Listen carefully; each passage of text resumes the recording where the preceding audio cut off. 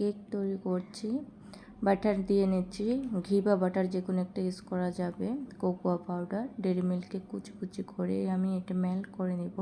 Double boil করলে খুব সুন্দর একটা মেল্ট হয়ে যাবে, মানে হট ওয়াটারের উপর দিয়েছিলাম। ইয়োগার্ট আর বেকিং সোডা, বেকিং পাউডার দুটোটা দিলেই মানে কেকটা খুবই সফট হয়। আমি এটা ময়দাটা সুন্দর করে চেলে নিব যাতে কোনো লাম্পস না থাকে। এটা খুব সুন্দর করে মসৃণ করে করতে হবে। মিক্স করলে খুব সুন্দর একটা সফটনেসটা চলে আসে।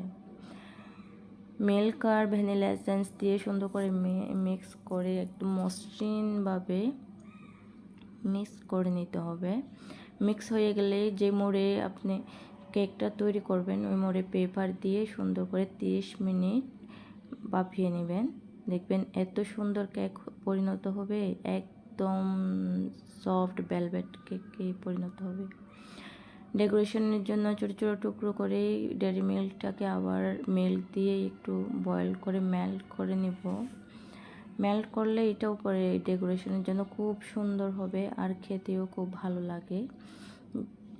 তাই এইভাবে করলে মানে ঝামেলাটা কম হয়। যে যার যার মতোই করা যায়। কয়েকটা স্ট্রবেরি দিলে দেখতেও সুন্দর লাগে, খেতেও অনেক ভালো লাগে। এত সুন্দর বাসায় একবার ট্রাই করে দেখবেন। Please like, comment and subscribe my channel. ভালো থাকবেন। একবার ট্রাই করে দেখবেন বাসায়, এত সুন্দর একটা কেক।